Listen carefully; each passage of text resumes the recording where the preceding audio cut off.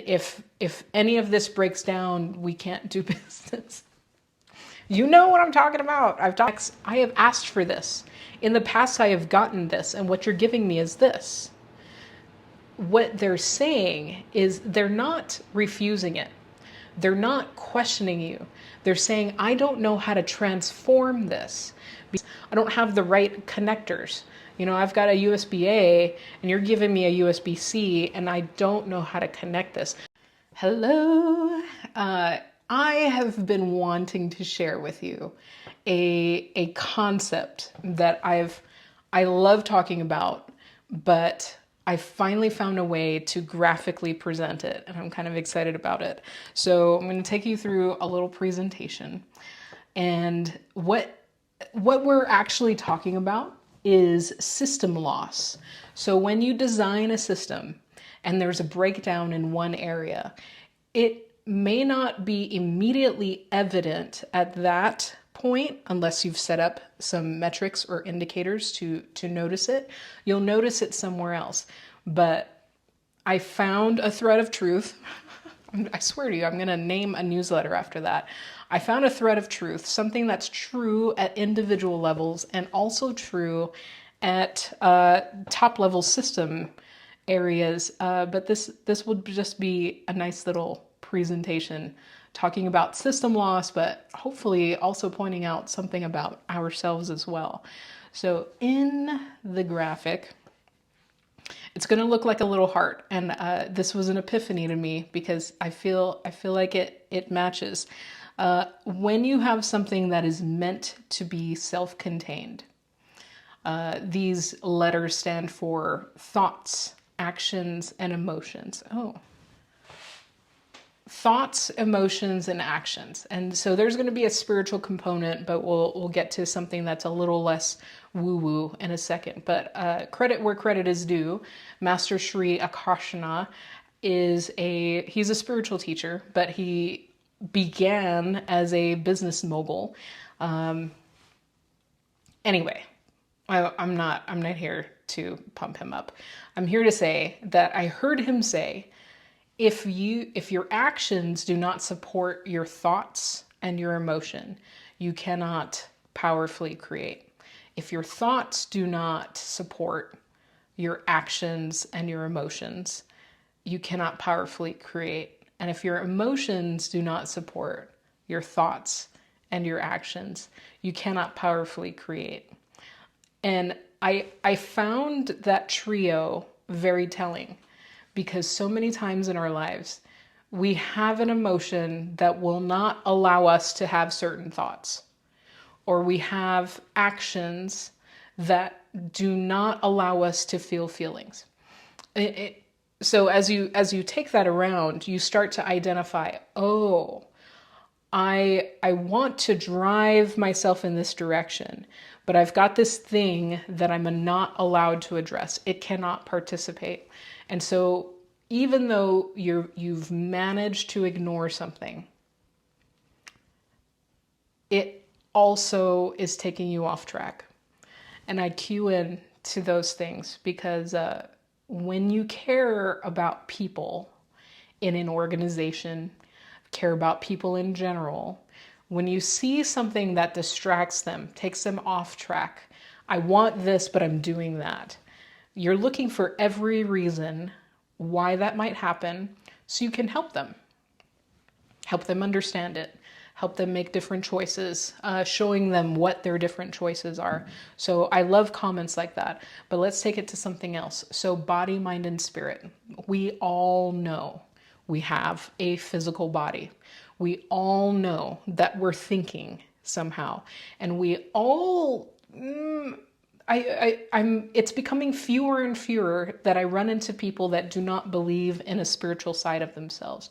Even when I worked with the Air Force, part of your resiliency training is understanding that your spirit needs rejuvenation as much as your mind and as much as your body. So even a government understand that there is a spirit, which I think is a beautiful thing.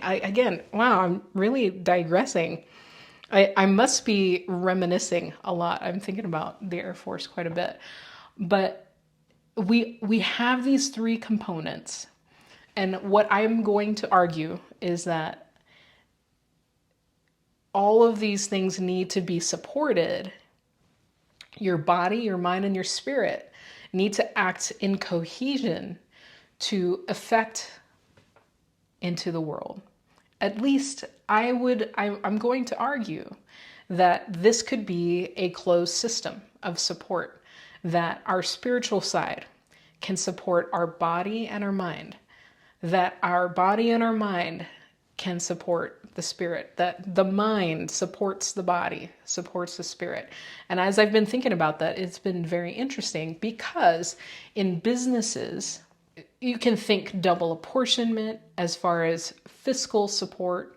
You can think about the way our back offices are supposed to support what is going on in customer facing parts of the organization.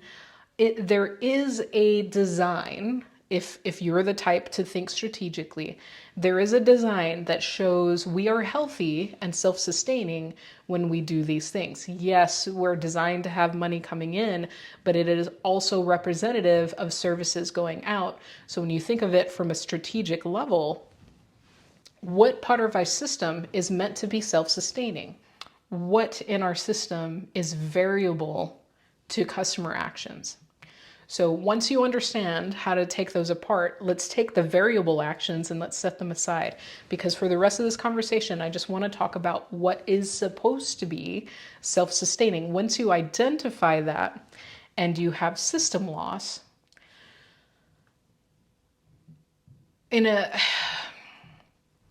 individual sense, let's just say my emotions are meant to support my thoughts and my action.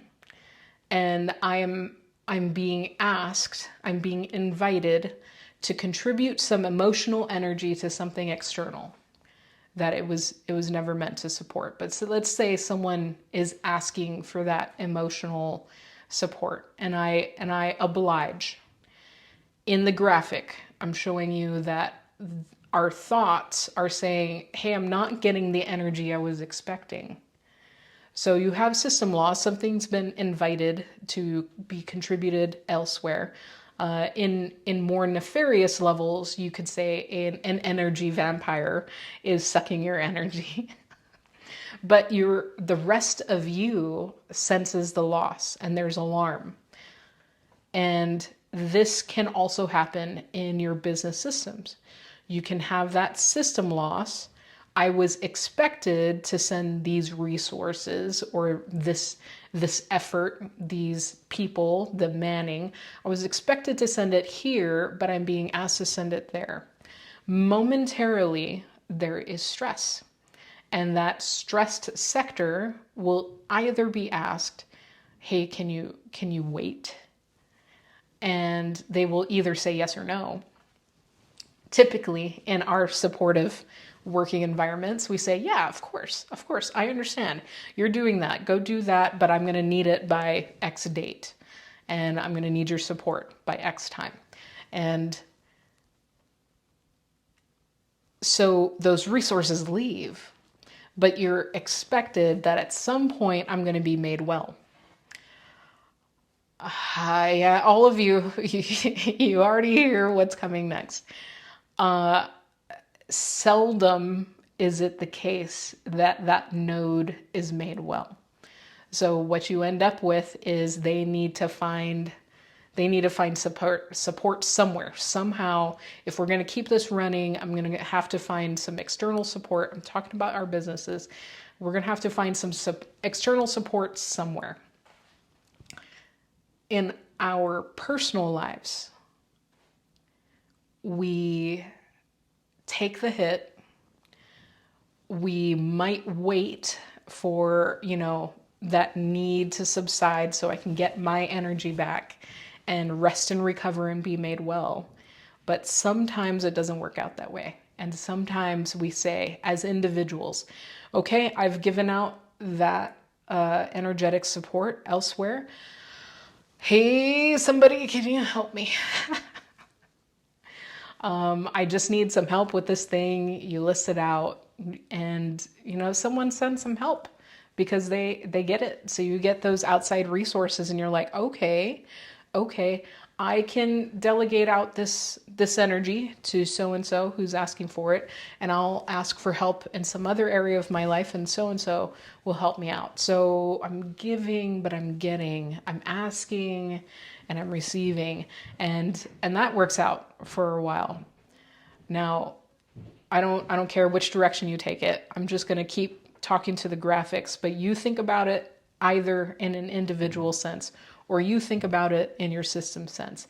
You have system loss, there's alarm, they ask for help, and from an external, maybe another business sector in your organization, or maybe you're getting a consultant from somewhere else, or maybe you're getting a B2B that's helping you out. From here on out, I'm going to rely on you to choose the individual thought process or the business thought process. But it rarely stops there. We start seeing that there's an avenue. If there is a closed system and there's some system loss, there is a way for me to get external support, but we get greedy and it turns into asking for more and more help. I'm a big fan of this because this is how I recognize this in my life. I was giving in so many areas and asking for help and getting it because people cared. But then you move. And you're so used to look at what I can give, look at what I can produce, look at what I can accomplish. And if those external supports are not present, you stress the system. And you stress the system until you think, okay, I literally cannot give anymore. And you start, in a business sense, in a personal sense, you start shutting down things that used to work because you can't sustain it anymore, because there's so much system loss, because we don't want to disappoint our customers. So you shut things down that used to work to keep survival afloat. And so now you're no longer minimally supporting yourself, you're survival mode. So you're not trying even to thrive anymore. You're just trying to survive.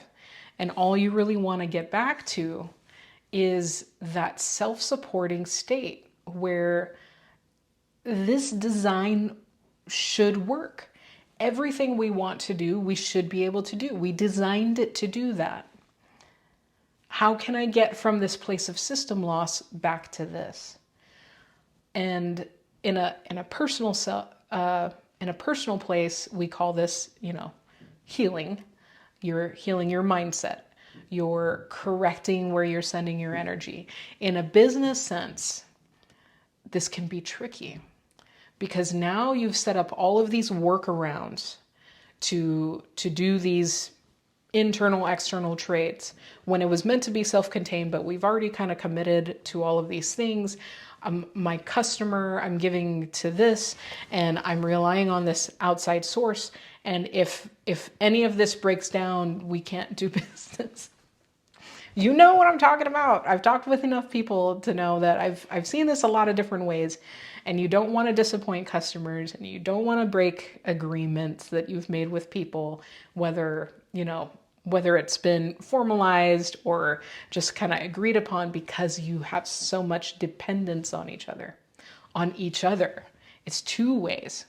Both of your organizations rely on everybody to sustain the deal. But you want this. You want the simplicity. You really do. So if you were to be self-contained and someone asks for help, there is a belief.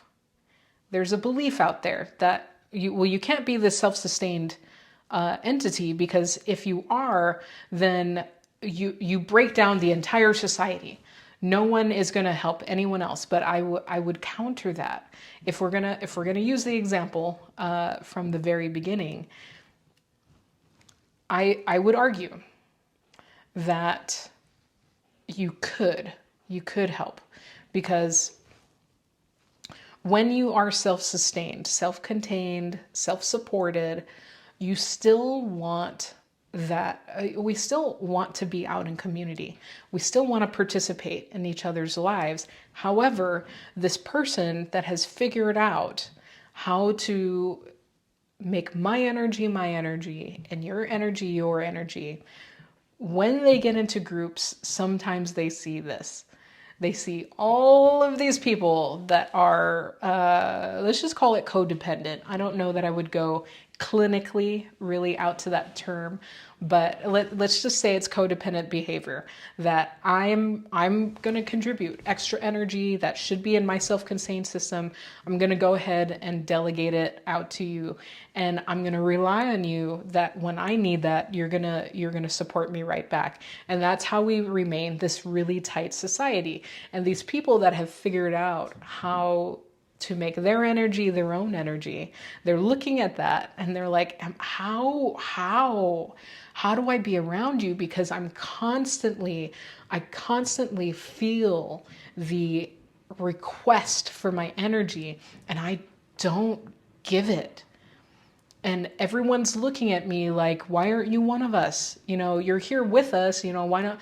I'm asking you for this. Why don't you just kind of give to me what I'm asking for from you?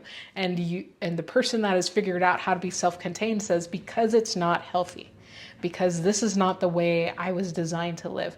And I would argue that that's not the way you were designed to live either. And so now I don't know how much you've heard me speak. One of the things that I say is, when you have a measurement that is not calibrated, when it is off, it is not sufficient to say, well, what was the measurement yesterday? Because yesterday's measurement may have been off as well. It's not enough to say, well, let's get all of our tools together and see, you know, what the majority says. That is also not sufficient. You do not calibrate by getting everyone's tools together and saying, well, what's the majority? The majority does not rule. The original is the rule. So when you find that you have a measurement that is off, the tool that you're using may not be calibrated. You cannot just compare with everyone else. You need to find what the original is. And if you do not have the original, if what you have is a system, how do you know the system is on? How do you know? So as much as possible, you want to try to find the original, because the original is what will tell you, okay, let's measure to the original. My brain is spinning, so I'm going to try and hone it back in. But when you have a group of people that say, this is how we work, this is how we have always worked, this is the way my grandfather taught us to do it, are you telling me my grandfather was wrong? That becomes a whole thing, because now you're dealing with grandma and grandpa, who everyone loves. Everybody loves grandma. But yes, if grandma believed that this was the right way to go, I can see why your love for your grandma would say, let's keep doing it this way. But can I tell you that maybe in original, even grandma would have been happy to have learned this.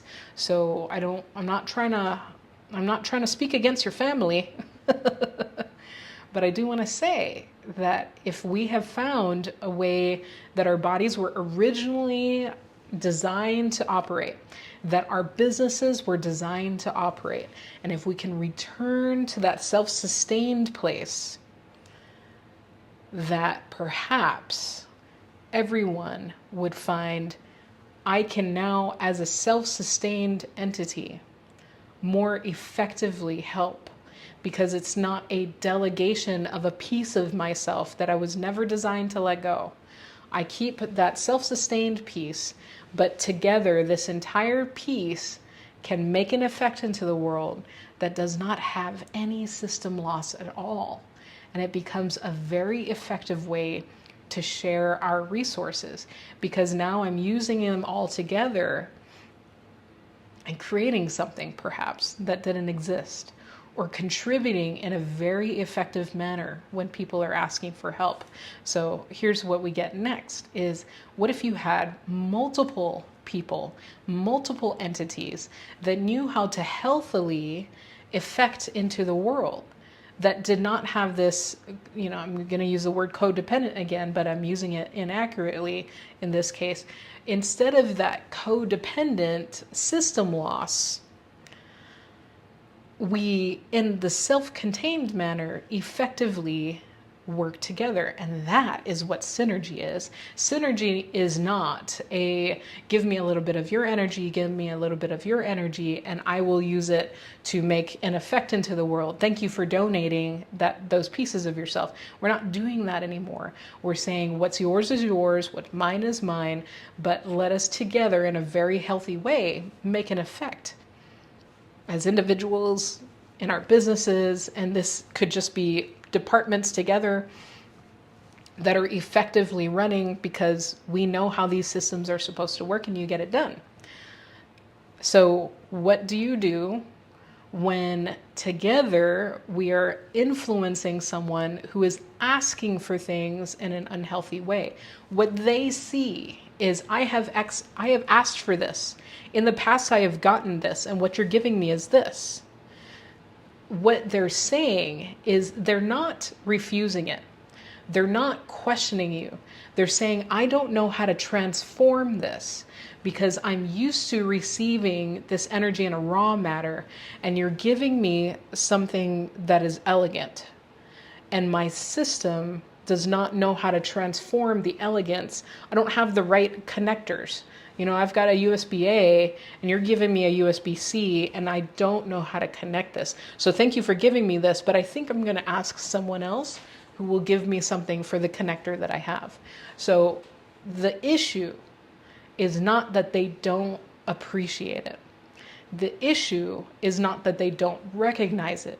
The issue is they don't know how to transform it. So this is where the fun comes into play. When we can understand how to be understood by each other, when we know how to collaborate, how to communicate, how to transform, things become so much easier and seamless and joyful. I'm going to use the term joyful because that's what I'm feeling right now as I'm talking about this, as I'm helping. This is what I love to do with businesses, by the way. I love to help people see where the disconnect is, because so many times it's in vocabulary. It's in vocabulary between departments. It's in vocabulary between the workflow, and not realizing that that was always supposed to be a workaround until the permanent came into place. And then we got distracted from the permanent. So all of this stress is from trying to sustain this workaround that was never designed to be long lasting. And that's why it's breaking down. So once everyone sees that, oh, okay, our attentions are now focused in the right area. Our attentions are now focused on the right definitions. And that becomes so much easier to deal with. But right now, and I think if we take this now to a societal standpoint, and we could even take this into the business realm, because what happens is you have half and half sometimes. It may not be completely half and half, but let's just say it's 50-50. We've got the people that are dependent on, this is the way it always used to work. And how dare you try to get all of us to change our mind? We got these other people saying, we have this really clean solution. And rarely in our societies is it going to be even between, it's going to be, a little of A and B here, a little of D and E here. And we're just trying to figure out how to put them together, because each side likely has an idea of original. We're just not coming together on the definitions. So I just want to, because the political is so big in my mind right now, it's hard to make a graphic that shows things to that level. So I'm not trying to say that these people are wrong and these people are right and we need to get on board. I'm just trying to graphically portray that there may be something really helpful. And now we've got crowds of people that are saying, We're supposed to be unified, and the way that we do it is by being dependent on each other. And there are others that are saying we want to be unified, and the way to do that is to be self-sufficient and working together. So we both are trying to say the same thing. We're disagreeing on how the connections are made, and somehow we need to start piecing together where we disconnect and really having that common focus together. And from that okay, I was trying to not get into the consulting view. I think once we figure out how to communicate together, once we figure out how to have those long range goals, once we figure out how to keep our self-contained energy the way it was designed to be, the next thing that we're going to struggle with is what do we do with the people that are halfway there? Because the last thing that we want is to have a picture of perfection. Once we start to agree on the picture that we each want, while also being self-contained, self-directed, once we figure that part out, what do we do with the people that are halfway there? So they've figured, they're agreeing with you. Yes, I see how there's a way for me to healthily contribute out into the world, but they still here and there they give in to those requests to donate their energy partially. So they're doing better than what they were, but what do we do with the people that are little column A, little column B? Because as we start working side by side with them, and I'm telling you, we still need to be in community with each other. It just doesn't have to be in affinity groups. We can be around each other and have some things that we agree on and sometimes some things that we don't. But we've created groups and groups and groups that diverge because we don't agree on everything. I'm so upset about the way you did that. But when we separate, that's how we get into those echo chambers, because I cannot stand being around you. Why is that? Okay, and now I'm getting into the coaching side. Because when we identify that something has rubbed me the wrong way, it's okay. It's something inside of you saying, I just want your attention. And that's as much as I'll give you right now. Because once you have noticed it, you can address it. We have all the tools. We know what to do. So I'm going to get off my pedestal and just get back to the original. So this self-sustaining, and I'm not talking about everything, I'm talking about the things that were always designed to be satisfied within one system. We design our businesses to be able to support itself within. And when we find we have gone astray, it can be difficult for people because they were used to it. I'm used to this. And I understand what you're saying, but do you understand how many things in my business need to change to correct it? Yes, I think I do. I think I realize that I realize that things will need to change. And for some of us, more than a few. There are ways to do it without completely shutting down your business, but it will take some time and attention. And as an individual, yes, once you start shutting off places that you used to donate your energy to other sources, once an alarm goes off in their head saying, hey, you used to send me your energy and now I'm not getting it, that is troublesome to me, and they're going to contact you. And so I don't know if you've heard of cord cutting, but this is what people say happens when they cut a cord. Then they cut a cord, and then someone tries to pop up. Hey, where'd you go? Where'd you go? I would like your energy back, please. So don't be surprised if you start to correct this and those people start coming out of the woodwork and you get nervous. Oh no, what am I going to do? Am I going to keep my decision? This is where you need other people. Let people know what you're going to try so that when that invitation comes back, you're like, oh, hey, they tried it again. And you can fix it and you'll have some support. But we need each other. So if I'm going to say anything, I'm going to say I love working with AI. How long is this? I've been talking for a half an hour.